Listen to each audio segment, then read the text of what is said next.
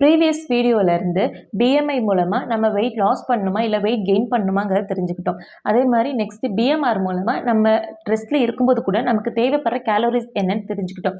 So இந்த வீடியோவில் நம்ம டே டு டே லைஃப்பில் நமக்கு தேவைப்படுற கேலோரிஸ் என்னன்னு பார்க்கலாம். ஓகேவா?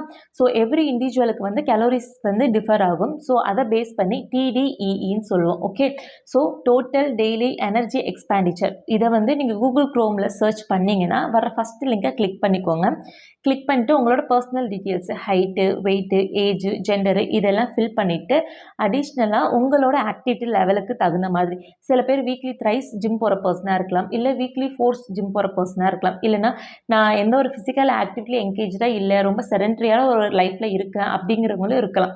அந்த மாதிரி இருக்கும்போது அவங்களோட பேசிக் ஆக்டிவிட்டி லெவலுக்கு தகுந்த மாதிரி நீங்கள் செலக்ட் பண்ணி கால்குலேட் பண்ணிங்கன்னா உங்களோட பர் டேக்கு தேவையான மெயின்டெனன்ஸ் கேலோரிஸ் வந்து அதில் ஷோ ஆகும். ஓகேவா?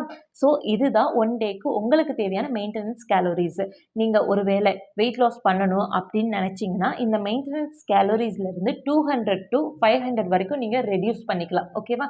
பட் இது வந்து உங்கள் பிஎம்ஆரை விட ரொம்ப ரெடியூஸ் ஆகாமல் பார்த்துக்கணும். இதே நீங்கள் வெயிட் கெயின் பண்ணணும்னு நினச்சிங்கன்னா இந்த வேல்யூலேருந்து TDEE வேல்யூவில் இருந்து நீங்கள் 200 to 500 கிராம்ஸ் கேலோரிஸை வந்து நீங்கள் ஆட் ஆன் பண்ணிக்கலாம். ஓகேவா?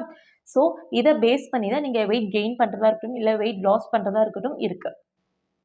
இந்த கலோரிஸ் எல்லாமே கால்குலேட் பண்ணி உங்களுக்கு டயட் நீடட்னு தெரிஞ்சிச்சுன்னா உங்களுக்கு பர்சனல் டயட் வேணும்னா கீழே கமெண்டில் மென்ஷன் பண்ணுங்கள், நான் உங்களை ரீச் பண்ணுறேன்.